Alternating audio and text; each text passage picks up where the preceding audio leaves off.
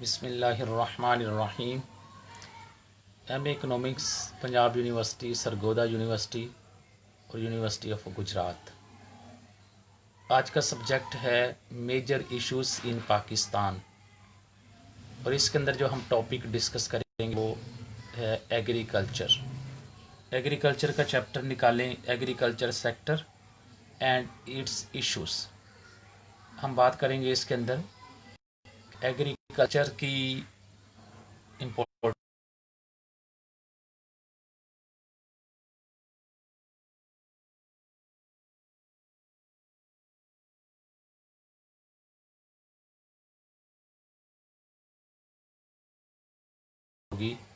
how to remove,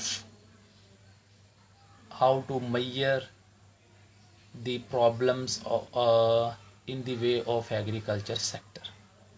वालेकुम अस्सलाम, how are you. तो हम जो है करने लगे हैं एग्रीकल्चर सेक्टर की इम्पोर्टेंस, फिर इसकी जो है वो problems in the way of agriculture sector. In third place, we will discuss how to remove, how to measure the problems in the way of agriculture sector। ठीक है जी, चलें जी हम स्टार्ट करते हैं जैसे जैसे फिर ज़रूरत पड़ती है। अच्छा जी, पहले नंबर पे हम शुरू करते हैं इसका मेजर सेक्टर, इसका इम्पोर्टेंस।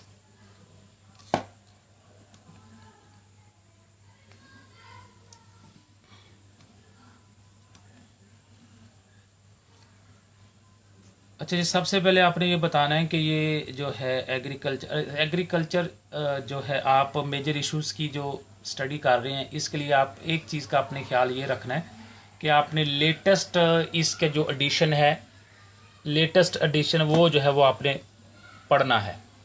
लेटेस्ट एडिशन के अंदर जो है आपको डाटा जो है वो अपडेटेड मिल जाता है, इसलिए इसका आपने ओल्ड जो है एडिशन वो नहीं पढ़ना, लेटेस्ट जो एडिशन है वो आपने पढ़ना है। मेरे पास जो है वो ओल्ड एडिशन है और इसलिए मुमकिन है कि मैं जो डाटा बोलूँ वो ओल्ड डाटा इसमें हो। पहले नंबर पे इसका इंट्रोडक्शन आपने देना है। इंट्रोडक्शन के अंदर हम बात करते हैं कि है जी, each student of economics is well aware of the fact that Pakistan is basically an agriculture country. देखा जाए वो कहता है कि पाकिस्तान जो कंट्री है वो एक एग्रीकल्चर कंट्री है। क्यों? उसकी रीज़न ये है कि 70% हमारा जो पॉपुलेशन है वो इंगेज है एग्रीकल्चर सेक्टर के साथ, डायरेक्टली या इनडायरेक्टली वो इससे जो है एम्प्लॉयमेंट हासिल करते हैं। इसलिए पाकिस्तानी कंट्री को जो है वो आप एक एग्रीकल्चर कंट्री कह सकते हैं। अच्छा, थोड़ी सी जो है ना यहाँ एक प्रॉब्लम ये क्रिएट होती है कि हमारा जो मुल्क है वो डेवलपिंग कंट्री, 70% जो है वो जो पॉपुलेशन है वो इसके साथ इंगेज है, एग्रीकल्चर सेक्टर के साथ। तो फिर आप इसकी हालत ये देखें, ये जो है जो एग्रीकल्चर प्रोडक्ट है वो इंपोर्ट कर रहा होता है, कभी किसी चीज़ की शॉर्टेज आ जाती है। अब मुझे हैरत होती है इस चीज़ के ऊपर। वालेकुम अस्सलाम, क्या हाल चाल है आपका। मुझे हैरत इस चीज़ के ऊपर होती है कि जो डेवलपमेंट कंट्रीज़ हैं वो हमारी तरह पॉपुलेशन का शेयर उसमें इंगेज नहीं होता। वो 1%, 2%, 3% इस तरह करके ये लोग जो है वो एग्रीकल्चर सेक्टर के साथ इन्वॉल्व होते हैं। लेकिन इन लोगों की फिर ये हालत फिर ये होती है कि ये लोग जो है एक्सपोर्ट भी कर रहे होते हैं, दूसरे मुल्कों को भी दे रहे होते हैं, खुद भी कंज्यूम कर रहे होते हैं। जो डेवलपिंग कंट्रीज़ हैं वो एग्रेरियन कंट्री होते हैं, डिपेंडेंट होते हैं एग्रीकल्चर के ऊपर। अब उसमें रीज़न क्या होती है, ये इतना जो दरमियान में जो गैप है वो क्यों गैप है, उसकी एक मेन रीज़न ये होती है कि डेवलपिंग कंट्रीज़ जो होते हैं वो टेक्नोलॉजी ओल्ड यूज़ कर रहे होते हैं। ओल्ड टेक्नोलॉजी इस्तेमाल कर रहे हैं, फिर वो जो बीज सीड इस्तेमाल कर रहे हैं वो भी ओल्ड जो है। अब रिसर्च वर्क नहीं होता इन लोगों का। नतीजा फिर क्या होता है कि जो प्रोडक्ट मिलती है वो थोड़ी मिलती है। फिर अब हमारा ये जो हाल होता है, हमारा ये हाल होता है कि हम जो ना जब बीजते हैं, सोइंग का चलता है, फिर जब पानी की ज़रूरत पड़ती है फसलों को लगाने के लिए, उस वक्त जो है फिर हम दुआ के चक्करों में पड़ जाते हैं। फिर दुआएं कर रहे होते हैं, या अल्लाह बारिश हो जाए, बारिश हो जाए। मतलब डेवलपिंग कंट्री का ये एटीट्यूड होता है। अब डेवलपमेंट कंट्रीज क्या होते हैं, उनको जिस चीज़ की ज़रूरत पड़ती है वो उसको आर्टिफिशियल जो है वो अरेंज कर लेते हैं। वो दुआओं पे प्रे के ऊपर इन्हिसार नहीं करते। जिस चीज़ की ज़रूरत पड़ती है, अब बारिश की ज़रूरत है तो वो आर्टिफिशियल रेन जो है वो कर लेते हैं। इसलिए फिर वो रिसर्च वर्क भी कर रहे होते हैं, फिर लेटेस्ट टेक्नोलॉजी का इस्तेमाल करते हैं, जिस वजह से उनकी वो परसेंटेज में होती है, थोड़े परसेंट में जो पॉपुलेशन है वो इन्वॉल्व होती है, लेकिन वो बल्क क्वांटिटी में जो है वो प्रोड्यूस कर रहे होते हैं, जो खुद भी कंज्यूम करते हैं और उसके बाद जो है वो फिर एक्सपोर्ट भी कर रहे होते हैं। ठीक है। कहते हैं कि जी as 70% of the population of Pakistan is directly और इनडायरेक्टली कंसर्न। आपने जो मेन इसके अंदर फोकस करना है वो फोकस ये करना है कि इनकी जो हेडिंग्स हैं वो हेडिंग्स लिख लें, लिख के तैयार करें, और उसके बाद हर हेडिंग के अंदर आपने डाटा पुट करना है, जो लेटेस्ट डाटा है। जिस तरह के अब हम आगे बात करेंगे वो आ जाएगा major contribution to GDP. GDP के अंदर इसका कंट्रीब्यूशन, तो आपने बताना है, डाटा पुट करना है इसके अंदर के जी इसका जीडीपी के अंदर कितना कंट्रीब्यूशन है। तो ये सारे का सारा डाटा जो है आप सेपरेट पेजेस के ऊपर आप लिख लें उसको, और उसको वक्तन फवक्तन देखते भी रहें, और जैसे क्वेश्चन आपके पास आता है तो उसके अंदर वो डाटा आप पुट करना शुरू कर दें। हेडिंग्स आ रही हैं, जो भी हेडिंग आ रही है उसके अंदर आप उस डाटे को पुट करें। आपने डाटे के ऊपर जो है वो फोकस करना है, उसके ऊपर एग्जाम्पल लगा सकते हैं तो वो एग्जाम्पल भी आपने पुट करनी है। मैंने अभी आपको बताया कि ये 70% जो है वो पॉपुलेशन जो पाकिस्तान की है वो इसके साथ इंगेज है, डायरेक्टली या indirectly concerned with agriculture and contribution to agriculture in GDP is more than 24%। मैंने आपको बताया मेरी ये बुक ओल्ड है, तो मेरे पास डाटा जो है वो ओल्ड हो सकता है, लेकिन आपने न्यू बुक जो है वो परचेज करनी है। तो 24% जो है इसका शेयर है जीडीपी के अंदर, GDP gross domestic product. But agriculture sector is furnished with a lot of problems. कहते हैं कि हतांगे जीडीपी के अंदर इसके इस कदर ज़्यादा शेयर है, लेकिन इसके बावजूद इसके जो ना वो काफ़ी सारी प्रॉब्लम्स हैं इसके रास्ते में। क्या है जी, but agriculture sector is furnished with a lot of problems, और agriculture sector fail to get that position which is deserved. चलें जी आगे वो फिर डिटेल में आ जाएगा। पहले नंबर पे हम बात कर लेते हैं इंपॉर्टेंस। अब इसकी इंपॉर्टेंस क्या, major contribution to GDP. GDP की पी के अंदर इसका जो हिस्सा है वो मेजर हिस्सा है, जो जीडीपी जो कंप्राइज हो रहा है, कंपाइल हो रहा है, मुख्तलिफ जो हमारी प्रोडक्ट्स हैं, मुख्तलिफ जो हमारी आउटपुट है जो है गुड्स एंड सर्विसेज हैं, वो उसमें से सबसे ज़्यादा जो है 24% जो है वो एग्रीकल्चर से आता है। फिर फूड अवेलेबिलिटी है, तीसरे नंबर पे हम बात करते हैं। Supply of raw material to industry है, a big source of employment है, इंडस्ट्रियल डेवलपमेंट है, source of foreign exchange, earning, extended markets, greater potentialities, strategic importance. पहले नंबर पे आया था जी major contribution to GDP. GDP के अंदर इसका जो है वो 24% हिस्सा बन जाता है।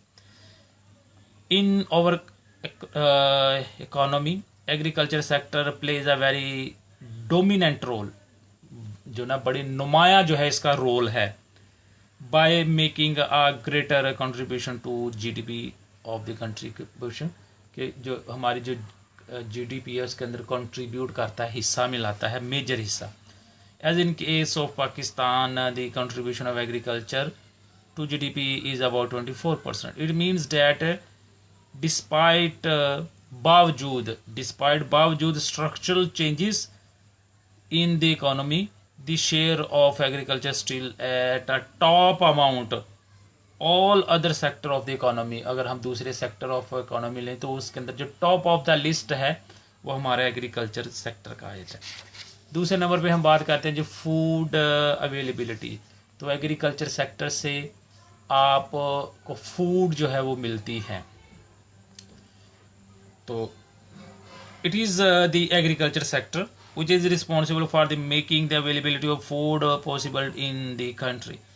The countries whose population is rising at the rate of 3% per annum and which is the 7th biggest country in the world. कहते हैं हमारा मुल्क जो है आबादी के लिहाज से 7वें नंबर पे आता है और इसकी जो रेट है, इसकी पॉपुलेशन ग्रोथ रेट जो है वो है 3%. तो अब रेट ज़्यादा. अच्छा, अब यहाँ एक दो हम और पॉइंट डिस्कस करते हैं. अब आप ये देखें, हमारी जो ज़मीन है, हमारी ज़मीन एक फिक्स्ड है, उसमें एडिशन नहीं हो रहा जितनी है. अब उस ज़मीन के ऊपर जो लोग हैं वो with the passage of time बढ़ रहे हैं. With the passage of time rate of जिस तरह बर्थ बढ़ रहा है, लोग बढ़ रहे हैं. अब ये जो हमारा एग्रीकल्चर लैंड है, एग्रीकल्चरल जो लैंड है जिसके ऊपर हम काश्तकारी करते हैं, ये भी with the passage of time कम होती जा रही है. इधर से आबादी बढ़ रही है, वो अब आबादी जो है वो सेटल हो रही है, वो उसको स्पेस चाहिए, तो वो स्पेस जो है वो स्पेस भी फिल हो रहा है. फिर नई नई जो इंडस्ट्रीज डेवलप हो रही हैं, बिल्डअप हो रही हैं, वो इंडस्ट्रीज भी जगह घेर रही हैं. अब आप देखें, 2 साइडेड जो है वो प्रेशर आ रहा है. एक तो जगह जो है वो कम होती चली जा रही है, जगह कम हो रही है, जितनी आप वो प्रोडक्शन कर रहे थे वो कम होती जा रही है. दूसरे नंबर पे क्या है, वो जगह कम होने से आपकी कल्टीवेशन कम हो गई. एक तो कल्टीवेशन सुकड़ रही है और उसको जो खाने वाले वो फैल रहे हैं. देखो कैसे, मतलब एक अजीब सा कि जो वो कल्टीवेशन है, वो एरिया है, वो सुकड़ रहा है और जिसको वो पहले प्रोवाइड कर रहा था वो फैल रहे हैं. 2 साइडेड जो है वो नेगेटिव इम्पैक्ट जो है वो इस पे आ रहा है. अब इस सूरत में जो है वो हमारी एग्रीकल्चर सेक्टर है जो वो फिर फूड जो है वो अवेलेबिलिटी करता है इन दोनों को.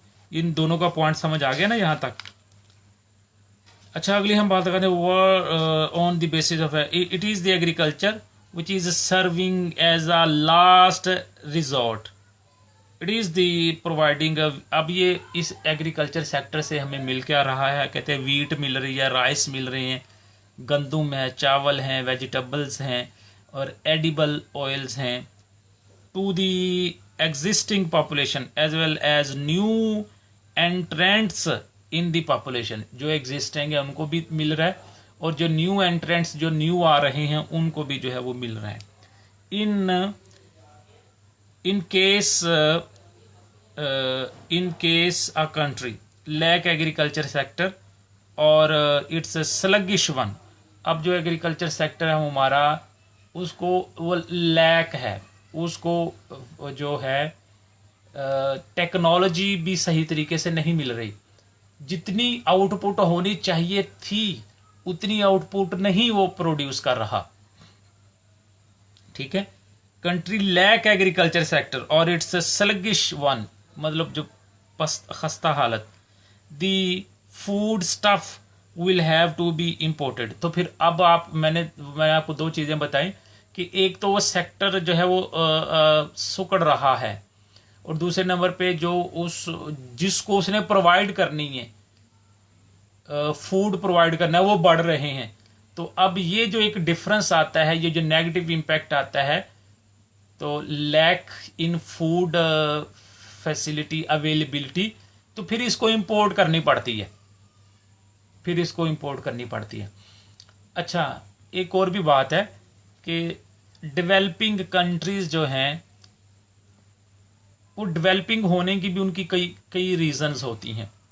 उनमें से एक रीज़न ये होती है कि ये जो सेक्टर है, ये रॉ मटेरियल दे देता है डेवलपमेंट कंट्री को। रॉ मटेरियल जाता है डेवलपमेंट कंट्री में। अब वो रॉ मटेरियल बड़ा चीप रेट पे होता है। जिस तरह वुड चले गई, फिर शुगर केन है, फिर इसी तरीके से कॉटन है।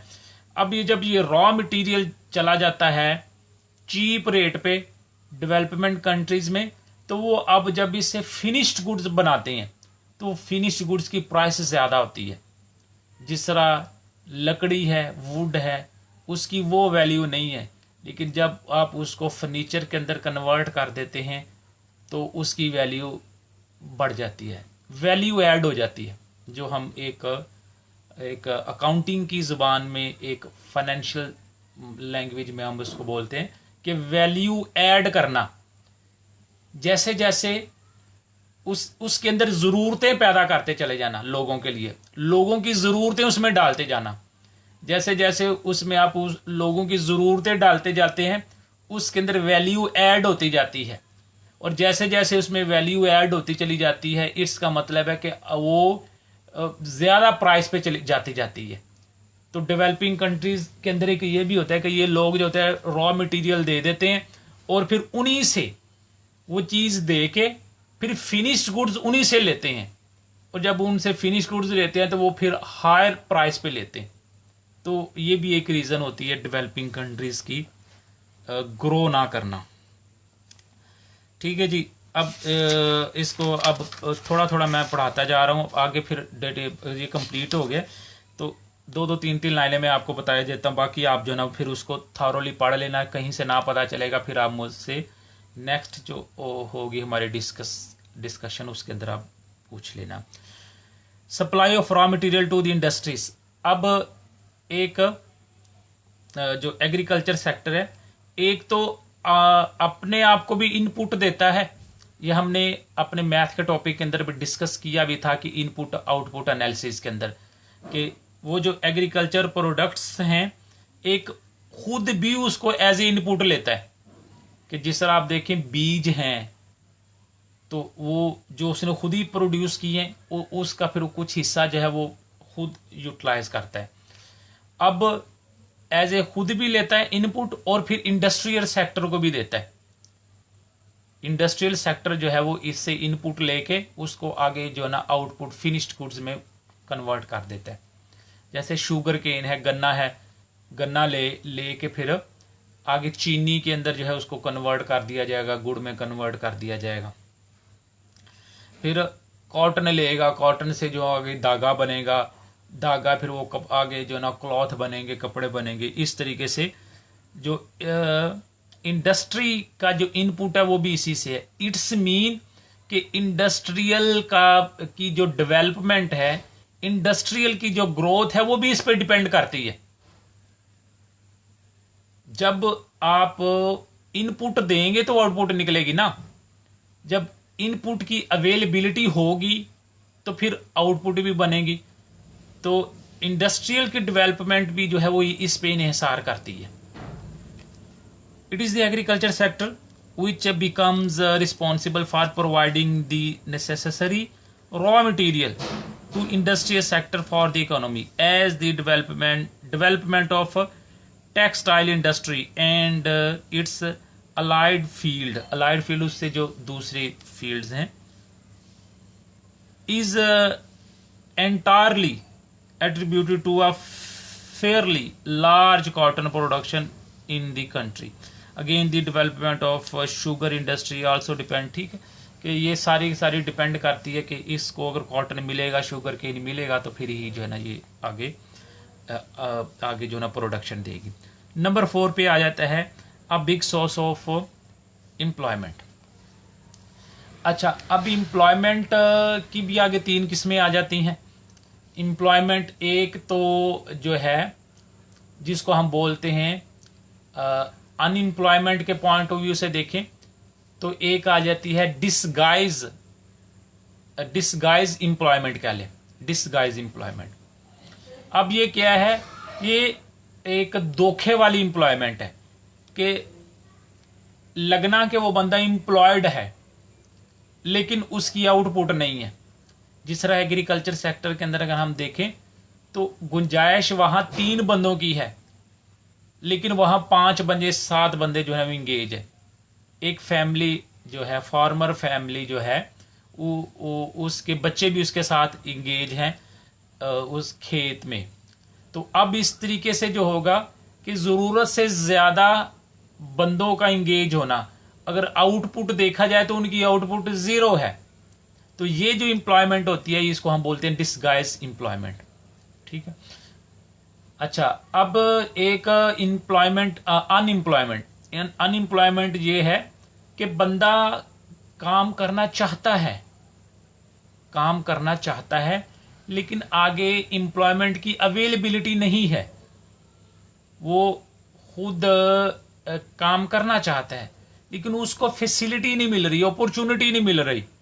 तो अब ये जो है उसको हम बोलते हैं अनएम्प्लॉयमेंट, ठीक है। अब दूसरी ये होती है कि बंदा इस काबिल ही नहीं है काम करने के। जैसा बच्चे हैं, छोटे बच्चे काम नहीं कर सकते, सिमिलरली ओल्ड एज पीपल जो हैं वो भी लोग काम नहीं कर सकते। तो ये भी एक किस्में जो है वो आपने जहन में रखना है इन चीज़ों को, ठीक है। अब ये बिग सोर्स है एग्रीकल्चर सेक्टर एम्प्लॉयमेंट के लिए। The countries like Pakistan which have, अच्छा इस तरीके से सबसे पहले आपने एक जर्नल होके बात करनी है, कि एम्प्लॉयमेंट। अब अच्छा, अब ये देखें कि जो भी पॉइंट आए उसको आपने 1-1.5 लाइन में डिफाइन करना है, ठीक है। आपने इसको 1-1.5 लाइन में डिफाइन करना है। ये चीज़ होती क्या है, जिस तरह अभी मैंने आपको बताया कि अ बिग सोर्स ऑफ एम्प्लॉयमेंट, तो सबसे पहले आपने डिफाइन करना है कि एम्प्लॉयमेंट किसको बोलते हैं। हर हेडिंग को आपने अपने लफ्ज़ों में 1-1.5 लाइन के अंदर आपने डिफाइन करना है। डेफिनेटली वो डिफाइन नहीं होगी, हर पॉइंट यहाँ डिफाइन नहीं होगा, वो तो आप अपने नॉलेज के पॉइंट ऑफ व्यू उसको कवर करेंगे। तो हर एक को 1-1.5 लाइन में डिफाइन करें पहले अपने लफ्ज़ों में, उसके बाद फिर आप उसका डाटा पुट करें, फिर आप उसकी एग्जाम्पल करें। तो कोशिश करने के 3 पॉइंट जो है ना वो आप लोगों ने उसमें ऐड करने। First of all, define in your own words what is that thing, and then what is statistical figure in latest statistical figure, and then a practical example if possible। तो ये 3 चीज़ें जो है वो आप करें, ठीक है। एम्प्लॉयमेंट क्या कहते हैं जी, the countries like Pakistan which have limited industrial setup, the agriculture sector serves as a source of big employment in the country. Agriculture in the primitive and traditional profession. Primitive का मतलब जो पुराना जो चलता आ रहा है, रवायत पसंदियत वाला। Agriculture is a primitive and traditional profession since century, सदियों से ये चलता आ रहा है। Accordingly the people even having no skill are easily adjusted on land. जिन लोगों के पास स्किल्स भी नहीं है वो भी आसानी के साथ जो है वो एडजस्ट हो जाते हैं। To earn livelihood for their parents and offsprings का मतलब आगे बच्चों के लिए जो डिपेंडेंट है उनके लिए। As far as Pakistan is concerned, it is dominantly a rural country with 69% of the population living in villages. 69% 70% लोग जो है वो गांव के अंदर रहते हैं. Majority of which is directly dependent, directly इसके साथ डिपेंडेंट होती है एग्रीकल्चर सेक्टर के साथ. ठीक है, तो ये हमने बात की. अगली हम बात करते हैं इंडस्ट्रियल डेवलपमेंट. अब इंडस्ट्रियल डेवलपमेंट क्या है कि अब देखें, दो किस्म की प्रोडक्ट आपके पास आती है. एक प्रोडक्ट है जो पेरिशेबल है, जल्दी वेस्ट हो जाती है, जिसकी लाइफ कम होती है, उसको पेरिशेबल गुड्स बोलते हैं. और वो जो एग्रीकल्चरल प्रोडक्ट्स हैं वो मोस्टली पेरिशेबल गुड्स हैं, ज़्यादा जो हैं जल्दी वेस्ट हो जाती हैं. फ्रूट आप ले लें, फ्रूट जल्दी वेस्ट हो जाता है. तो इसी तरह वेजिटेबल्स ले लें, वेजिटेबल्स जल्दी वेस्ट हो जाती हैं. लेकिन अब इंडस्ट्रियल सेक्टर जो होता है, इसकी जो मोस्टली प्रोडक्ट्स होती हैं वो ड्यूरेबल होती हैं, उनकी लाइफ ज़्यादा होती है. तो आप देखें, शुगर केन इसने लिया, शुगर केन भी जो है उसकी भी लाइफ थोड़ी है. अब उससे आगे चीनी बन गई, चीनी की लाइफ देखें कितनी है. फिर आप ये देखें कि दूसरी भी कुछ चीज़ें जो उसको कन्वर्ट करता है. अब इंडस्ट्रियल सेक्टर जो है वो ज़्यादा बनाता है ड्यूरेबल गुड्स, जो ज़्यादा जो है जिनकी लाइफ ज़्यादा होती है. ये इंडस्ट्रियल जो है वो सेक्टर वो हमारा काम करता है. The industrial development is based upon agriculture sector. Particularly it is agriculture sector which provides the manpower for the sake of industrialization. Industrial का जो टोटल वो कहते हैं इन्हिसार जो है वो आपके एग्रीकल्चर पे. अच्छा, अब ये कहते हैं एग्रीकल्चर सेक्टर है जो उसको मैन पावर भी देता है, लेबर देता है. इससे जिस देखें जो हमारा मोस्टली हमने कहा कि 60 to 70% जो एग्रीकल्चर के साथ मुंसलिक है. अब कुछ लोग वहां अब्जॉर्ब हो जाते हैं. अब जो अब्जॉर्ब नहीं होते वो फिर जो है वो आगे इंडस्ट्री के अंदर जो है वो अब्जॉर्ब हो जाते हैं. The development economist like Lewis and Ranis extra of the view. अच्छा, डेवलपमेंट कंट्री, ये डेवलपमेंट कंट्री जो है इसके ऊपर थोड़ा सा हम डिस्कस कर लेते हैं. डेवलपमेंट का मतलब ये है कि improvement standard in each field of life, in each branch of, in each sector of the economy. Development का मतलब ये नहीं है कि किसी एक चीज के अंदर जो है वो तरक्की कर जाना. डेवलपमेंट का ये मतलब है कि उसके जो ईच सेक्टर है, एवरी सेक्टर जो है उसके अंदर जो है इम्प्रूवमेंट है, उसके अंदर जो है आपको डेवलपमेंट नजर आएगी. ठीक है, और ये प्रोसेस कितना होता है, किसी मुल्क को, डेवलपिंग कंट्री को डेवलपमेंट में चेंज होने के लिए कितना पीरियड दरकार होता है. वो 25 ईयर्स होते हैं मिनिमम.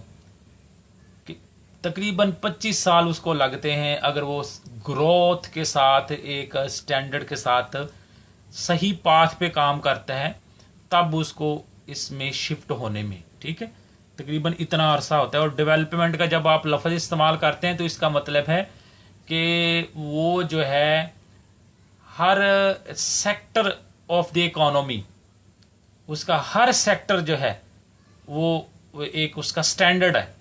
एजुकेशन में ले लें, जो है हेल्थ में ले लें. अब आप देखें एजुकेशन का जो सिस्टम है, हमारे यहाँ क्या सिस्टम है, वहाँ क्या सिस्टम है. हमारे यहाँ रटा सिस्टम है. हमें जो ना वो एक रटे के तौर पे जो ना एक चीज़ों को समझाया जाता है, वो फिर रटा मारना होता है. अब ये हमारे डेवलपिंग कंट्री का है. अब डेवलपमेंट कंट्री वाले क्या करते हैं, वो रिसर्च बेस्ड स्टडी करते हैं. वो रिसर्च बेस्ड और जो है मसलन एक टॉपिक उनको दिया जाता है पढ़ाने के लिए, एक टॉपिक होता है, वो टॉपिक दिया जाता है कि इसको तैयार करें। अब वो टॉपिक को तैयार करने के लिए लाइब्रेरीज भी जाते हैं, लाइब्रेरीज जाके उस टॉपिक के ऊपर नॉलेज इकट्ठा करते हैं। नॉलेज इकट्ठा करने के बाद फिर वो क्लास के अंदर वो डिस्कस होता है टॉपिक, फिर टीचर फिर उनसे सुनते भी हैं, जहाँ महसूस करते हैं कि इम्प्रूवमेंट की ज़रूरत है, फिर वो इम्प्रूवमेंट भी बता दे कि भाई ये चीज़ ऐसे। तो ये चीज़ है कि उनकी जो स्टडी है वो जो है रिसर्च बेस्ड है, और हमारी जो है वो रट्टा बेस्ड है। नतीजा क्या है कि हमारा जो है वो MA लेवल का जो होता है उनके मैट्रिकुलेशन का मुकाबला नहीं कर पाता। तो ये भी देखें कि किस तरह जो है वो दोनों के अंदर फ़र्क है। अच्छा जी, आगे हम बात करते हैं source of foreign exchange earning. ये हमारा जो है एग्रीकल्चर सेक्टर, ये आपका एक ज़रिया भी है कि इससे जो है वो आप क्या करते हैं, फॉरेन एक्सचेंज ज़र मुबादला जो है आप बैरोने जो है करेंसी वो भी आपको आती है। किस तरीके से, जब आपने एक्सपोर्ट करते हैं, एक्सपोर्ट करेंगे तो फिर आपको जो है वो फॉरेन एक्सचेंज भी इस सूरत में मिलेगा। The countries like Pakistan which have a vast agriculture sector can depend upon exportation of agriculture products like cotton, sugar, rice, vegetable, fruit, certain seed। तो मुख्तलिफ़ किस्म की जो है हमारे फल सब्जियां जो है वो एक्सपोर्ट करके हम जो है फॉरेन एक्सचेंज भी हासिल करते हैं। लेकिन इस चीज़ का भी ध्यान रखना चाहिए कि ऐसा ना हो कि पहले हम उसको एक्सपोर्ट कर दें, फिर पता चले कि जी हमारे पास अपने पास वो चीज़ें नहीं हैं।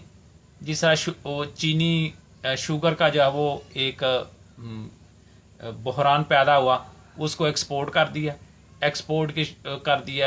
और उसके बाद फिर जो ना वो इम्पोर्ट कर रहे हैं। तो ऐसा भी नहीं होना चाहिए। एक प्रॉपर जो है वो स्ट्रेटेजी होनी चाहिए कि कितना आपके पास ज़रूरत है और कितना आपके पास एक्स्ट्रा है। तकरीबन 2-3 माह का जो आपको रिज़र्व भी रखना पड़ता है, तो इस चीज़ का भी आपने ख्याल रखना है। ठीक है जी। उसके बाद अगली हम बात करते हैं एक्सटेंडेड मार्केट्स। तो ये एग्रीकल्चर सेक्टर जो है ये मार्केट्स को एक्सटेंड करने का बायस भी बनता है। कैसे? The extended existence of agriculture sectors become helpful in the extension of markets. The expanding and progressing agriculture sector means the more income of the farmer। यानी कि जब एग्रीकल्चर सेक्टर ग्रो कर रहा है, इसका मतलब है कि फार्मर जो है, उस फार्मर की जो परचेजिंग पावर है वो बढ़ रही है, उसका लिविंग स्टैंडर्ड बढ़ रहा है। जब उसका लिविंग स्टैंडर्ड बढ़ रहा है, उसकी परचेजिंग पावर बढ़ रही है, तो फिर वो परचेज करेगा आगे, वो परचेज करेगा, इंडस्ट्रियल गुड्स परचेज करेगा। जब इंडस्ट्रियल गुड्स परचेज होंगी तो फिर उनकी डिमांड पैदा होगी।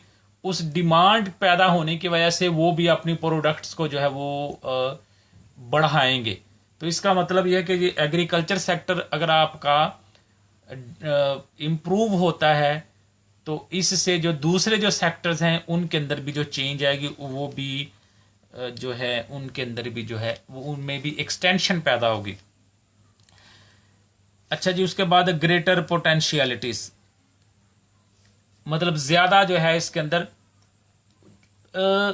ये जितना मतलब जितनी प्रोडक्शन ले रहे हैं उससे ज़्यादा उसके अंदर कैपेसिटी है एग्रीकल्चर सेक्टर के अंदर। मसलन आपके सामने मैंने शुरू में आपको एक मिसाल भी दी थी कि हम जो है टेक्नोलॉजी ओल्ड इस्तेमाल कर रहे हैं। जो डेवलपमेंट कंट्रीज़ वाले हैं वो लेटेस्ट टेक्नोलॉजी इस्तेमाल कर रहे हैं। अब ज़मीन वही है, अगर उस पर आप ओल्ड मशीनरी इस्तेमाल कर लेते हैं, टेक्नोलॉजी इस्तेमाल कर रहे हैं, तो उसकी वो आउटपुट नहीं बनती। अगर आप लेटेस्ट टेक्नोलॉजी इस्तेमाल करते हैं तो वो वही जो हिस्सा है ज़मीन का वो आपको ज़्यादा जो है प्रोडक्शन दे देता है। इसका मतलब है कि ये एक गैप है टेक्नोलॉजी का। जितनी टेक्नोलॉजी आप बढ़ाएंगे उसकी प्रोडक्शन बढ़ती चली जाएगी, इट्स मीन कि इसके अंदर जो पोटेंशियलिटीज है वो ज्यादा है, जितनी भी आप उसके अंदर से आउटपुट लेते हैं उससे कहीं ज्यादा है इसके अंदर कैपेसिटी। ये आपने कुछ डाटा भी इसमें पुट करना है। The agriculture sector the greatest gift of nature possesses greater potentialities to exploit. ठीक है जी, आप कहते हैं जी आपके पास ग्रेटर है इसकी potentialities to exploit according to an estimate in 1990 to 1991 the national yield of wheat, जो हमें मिली, जो नेशनल यील्ड हुई मिली जो वीट की, वो कितनी थी 1841 KG per hectare, which is far below, जो बहुत ज्यादा नीचे थी, फार बिलो दी पोटेंशियल यील्ड। एक है कि पोटेंशियल उसकी अपनी कैपेसिटी कितनी है, उस पोटेंशियल से कहीं कम थी जो आपको हासिल हुई है। 2-3 आपने डाटा इसमें और पुट करने हैं। उसके बाद आ जाएगा स्ट्रेटेजिक इंपॉर्टेंस क्या है इसकी। For a long time this has been a view that the terms of trade have a tendency to move against agriculture sector. The prices of agriculture, कहते हैं ये है कि ये जो आपका टर्म्स ऑफ ट्रेड है वो इसके अगेंस्ट जा रही है। कैसे कि आप जब रॉ मटेरियल की सूरत में जब आप एक्सपोर्ट करते हैं तो इसकी प्राइसेस कम होती हैं। ठीक है, for the long term this has been a view that the terms of trade have a tendency to move against agriculture sector. The prices of agriculture commodities go on falling while the prices of industrial goods on rising। कहते हैं कि ये अगरचे आपने देखा ये industrial की backbone भी है, लेकिन फिर भी इसको वो इम्पोर्टेंस नहीं मिल रही जो एक इंडस्ट्रियल सेक्टर को मिल रही है, कि जो एग्रीकल्चर की प्रोडक्ट्स हैं उसकी प्राइसेस लो हैं, इंडस्ट्रियल सेक्टर की जो प्राइसेस हैं वो हायर हैं। तो ये ठीक है। उसके बाद आपने प्रॉब्लम डिस्कस करना है जी, problem faced by agriculture sector in economy, के एग्रीकल्चर सेक्टर को कौन कौन सी प्रॉब्लम्स दरपेश हैं। फिर इसके जो आपने लेने हैं मैयर्स लेने हैं, आपने रिमूव करना है इसको जो प्रॉब्लम्स हैं। तो यही जो प्रॉब्लम्स हैं इन्हीं को आप इस्तेमाल करके आगे जो कह दें, जो प्रॉब्लम आपने 8-10 प्रॉब्लम्स दी, जो ऑब्स्टेकल्स दिए in the way of agriculture sector, तो उन्हीं ही को आप अगेन पकड़ लें और उसको बताएं कि इसके अंदर ये जो ऑब्स्टेकल है इसको आप रिमूव कर दें। अगर आप इसको रिमूव कर देंगे तो ये जो है एग्रीकल्चर सेक्टर के अंदर एक जो है उसकी ग्रोथ का बायस बनेगा। कुछ ये पॉइंट आपको मिल जाएंगे, कुछ जो नए आए होंगे वो आपने करने हैं। फिर आपने जो गवर्नमेंट के जो स्टेप्स हैं, जो मेजरमेंट है, वो भी आप इसके अंदर आपने तैयार करनी है। ये चीज़ें अक्सर वो मांग लेता है। थोड़ा थोड़ा मैं अब आपको बता देता हूँ डिटेल में, फिर आप इसको कर लेना। प्रॉब्लम्स क्या है जी, इसको कहते हैं जी पहला जो है defective land tenure system of the country. जो कंट्री का जो लैंड टेन्योर सिस्टम है जो है, अब वो लैंड जो है वो छोटे छोटे हिस्सों के अंदर डिवाइड है। अब होता यूँ है कि एक बंदे के पास कुछ ज़मीन का टुकड़ा इधर भी है और कुछ फासले के ऊपर जाके ज़मीन का टुकड़ा है। अब वो इसने भी इधर भी कल्टीवेशन करनी है, उधर भी जाके भी कल्टीवेशन करनी है। तो ये जो लैंड टेन्योर सिस्टम है ये डिफेक्टिव है। अगर उसको एक जगह पे इकट्ठी कर दी जाए, वो उधर से सेल करके इसके साथ वाला हिस्सा ले ले, तो वो ज़्यादा जो है वो आसानी के साथ जो है वो कल्टीवेशन इस पर कर सकता है। ठीक है, ये आपने इसमें पुट करना है। तो ज़्यादा लिखाई पे जोर नहीं देना, उसको ज़्यादा आपने पॉइंट्स को कवर करना है। ज़्यादा पॉइंट्स को कवर करें और ज़्यादा डाटा, एग्जाम्पल और उसकी डेफिनेशन, इसके ऊपर आपने फोकस करना है। लिखने लंबा चौड़ा ना लिखना शुरू कर देना। ठीक है, लंबा चौड़ा नहीं लिखना, लिखना थोड़ा है, पॉइंट्स की सूरत में लिखें और ज़्यादा से ज़्यादा जो है पॉइंट्स को कवर करने की, टॉपिक्स को कवर करने की कोशिश करें। अच्छा जी, defective rural socio economic setup, all of over agrarian life moves around the defective socio-economic setup. There is a mass poverty in the village coupled with literacy. कि कहते हैं और भी बहुत सारे मसाइल हैं इसके अंदर, जिस तरह के मैस, इसमें हम देखा जाए पॉवर्टी, गुर्बत बहुत ज़्यादा है इन दी विलेजेस कपल्ड विद लिटरेसी, और उसके बाद जो है कंजर्वेटिज्म भी है, पुराने ख्यालात के मालिक होना, उन्हीं के साथ जुड़ा रहना, और फिर ऑर्थोडॉक्स वही पुराने ख्यालात है, स्टबरनेस ज़िद्दी होना, ये चीज़ भी इनके अंदर है, और traditionalism, the agriculture sector is prey to uncertainty. अब दूसरी ये भी बात है, एग्रीकल्चर सेक्टर जो है वो प्रे है, शिकार है अनसर्टनिटी का, कि पता नहीं क्या हो जाना है, क्या हो जाना है। पहले तो फसलें बनने पे प्रॉब्लम बन रही हैं, तो उसके अंदर फिर वो रेन का भी इशू है, और उसके बाद अगर वो फसलें तैयार हो गई हैं तो फिर अगर बारिश हो गई तो फिर भी वो काम ख़राब है। तो इसलिए वो कहते हैं अनसर्टनिटी इसके अंदर काफ़ी है।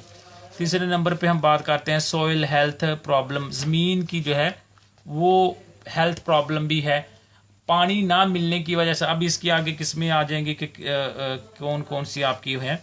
Land is like producing unit, the goods agriculture production is attend through giving a reasonable amount of input like better seed, ample water, proper ploughing, sufficient amount of nutrients.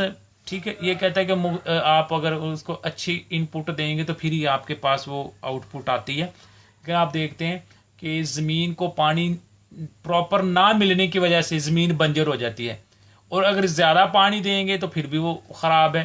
तो ये भी सॉइल हेल्थ प्रॉब्लम भी है, जो लाखों एकड़ ज़मीन जो है हमारे, हेक्टर एक जो ज़मीन है वो हमारी वेस्ट हो जाती है हर साल। वीक फाइनेंशियल पोजीशन भी है। अब किसान की जो पोजीशन है वो इतनी अच्छी नहीं है, उसकी अपनी ज़रूरियाती ज़िंदगी ही बड़ी मुश्किल से पूरी हो रही होती हैं, इस वजह से वो बेटर टेक्नोलॉजी भी इस्तेमाल नहीं कर सकता। तो ये भी एक प्रॉब्लम होती है इसकी तरक्की के रास्ते में। Limited cultivation area, cultivable area, कि वो जो एरिया है वो थोड़ा होना, थोड़ा मिकदार में, फिर वो मुख्तलिफ हिस्सों पे डिवाइड होना। ठीक है जी। लैक ऑफ कोल्ड स्टोरेज, अब अगर फसलें तैयार हो जाती हैं तो फिर उसको फ़ौरन तो मार्केट में नहीं ना भेजा जा सकता, उसको फिर थोड़े अरसे के लिए वो अपने पास स्टोर भी उन्होंने करना होता है। तो वो कहते हैं जी लैक ऑफ स्टोरेज फैसिलिटीज़, ये उसके पास स्टोर नहीं है, वेयर हाउसेज नहीं है, उस वजह से भी उसको नुकसान पहुंचता है। वो कहता है जी जैसे तैयार हुआ फौरी जो है ना वो मार्केट में भेज दी जाए, औने पौने दामों करके उसको सेल कर देना होता है।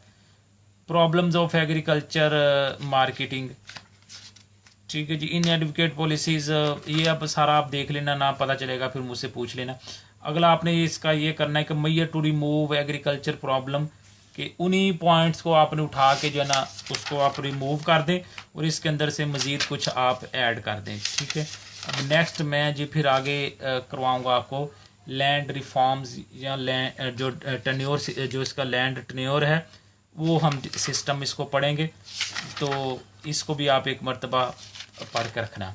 अच्छा, मैं ये बता रहा था ज़्यादा थ्योरी के ऊपर आपने जोर नहीं देना, ज़्यादा नहीं लिखना, टाइम के मुताबिक आपके पास जो है वो टाइम जो है उसको आप डिवाइड करके जितनी आपने क्वेश्चन करनी है, 15-20 मिनट तो आपको वैसे क्वेश्चन पेपर पढ़ने में लग जाना है, 15-20 मिनट का मार्जिन आप रख लें कि आप उसको एक मरतबा एंड पे आपने पढ़ना है। तो अब ये पौना घंटा निकाल के बाकी जो है टाइम उसको आप डिवाइड कर दें अपने क्वेश्चंस के ऊपर, हर क्वेश्चन को आप उतना ही टाइम दें जितना आपने उसको डिवाइड किया। अब इसके अंदर आपने ज़्यादा थ्योरी नहीं लिखने बैठ जाने, आपने कोशिश करनी है कि ज़्यादा से ज़्यादा पॉइंट्स आप उसके अंदर ऐड करें। जिस तरह भी आपने ये मेजरमेंट देखा, कुछ तो ऑब्स्टेकल्स से ही आपने पकड़ लेने कि ये स्टेप हैं, इसको आपने रिमूव करना है, और कुछ आप देखेंगे आपको कुछ नए पॉइंट्स भी नेक्स्ट भी मिल जाएंगे, वो भी आप उसमें ऐड कर दें। पिछले कुछ जो ऑब्स्टेकल्स को उठा के आगे ले हैं, और कुछ जो नए हैं वो भी इसमें ऐड करके ज़्यादा से ज़्यादा पॉइंट आप उसमें पुट करें। और फर्स्ट ऑफ ऑल 1-1.5 लाइन में अपने लफ्ज़ों में इसको डिफ़ाइन कर दें। आपको थोड़ा सा अंदाज हो जाना चाहिए जब आप इकोनॉमिक्स पढ़ रहे हैं कि यार ये चीज़ है क्या, आपके माइंड में ये चीज़ होनी, ये चीज़ है क्या, इस क्या बोलते हैं। ठीक है, जिस तरह मैंने वो आपको बताया, फिर वो सोयल हेल्थ भी, सोयल हेल्थ किसको बोलते हैं, फिर ये इस तरीके से सोशियो इकोनॉमिक क्या चीज़ है, जब आप उसको रीड करेंगे तो उसके अंदर आपको पॉइंट मिल जाएंगे कि इस चीज़ को ये बोलते हैं, वो आपने अपने लफ्ज़ों में उसको डिफाइन कर दो, फिर उसका डाटा दे दें, फिर एक एग्जाम्पल कोड करके उसको वाइंड अप कर दें। अगर इतना तो इतना लिखने नहीं बैठ जाना, उसको वाइंड अप करके उसके अंदर जो मेन दो को जो है हर हेडिंग के अंदर चार पाँच लाइनें या 5-6 लाइनों से ज़्यादा आपने लिखे। ये चीज़ आपने कोशिश करने के ज़्यादा से ज़्यादा पॉइंट आपने इसको डिस्कस करने। आई होप कि ये पॉइंट आपका क्लियर हो गया होगा। हम कर चुके हैं कि what is agriculture sector, what is the importance of agriculture sector, and how to and what is the obstacles in the way of agriculture sector, and how to remove these obstacles, these hurdles in the way of agriculture sector. तो ये और फिर government की भी कुछ वो आ जाएंगी, वो स्कीम्स आ जाएंगी, कुछ उसके जो स्टेप्स आ जाएंगे, वो भी आप उनको तैयार कर लेना है। यहाँ तक कोई चीज़ आप मुझसे पूछना चाहते हैं तो वो आप मुझसे अभी पूछ सकते हैं। तो ये चीज़ों को आपने अब ये इसको एक सफ़े पे आपने सिर्फ हेडिंग्स लिखें, हेडिंग्स लिख लें, अपनी आउटलाइंस अभी से आप तैयार करना शुरू कर दें। दस्ता वगैरह मंगवा लें, दस्ते के ऊपर आप आउटलाइन सारी की सारी बाहर निकाल लें और आपने उन आउटलाइंस को तैयार करना है। तो इस तरीके से आपके साथ साथ आपकी तैयारी भी होती चली जाएगी। ठीक है जी, आई होप कि आपको जी ये इसकी चीज़ की समझ आ गई हो गई। तो ये तमाम वीडियो जो है वो आपको यूट्यूब चैनल के अंदर डे सीरीज़ के नाम पे आपको मिल जाएंगी। इससे प्रीवियस जो है वो 21 वीडियो जो है वो डे सीरीज़ के नाम पे अपलोड हो चुकी हैं। ये 22nd वीडियो है जो मुख्तलिफ सिलेबस जो हमारे हैं उसके टॉपिक्स को कवर करते हुए मैं अपलोड करता चला जा रहा हूँ। तो वहाँ से जाके आप प्रीवियस वीडियोस भी आप देख सकते हैं। ठीक है जी, ओके जी, नेक्स्ट इंशाल्लाह ताला नेक्स्ट हम इस नए टॉपिक के साथ डिस्कस करेंगे। तक के लिए बेस्ट ऑफ लक एंड अल्लाह हाफिज़।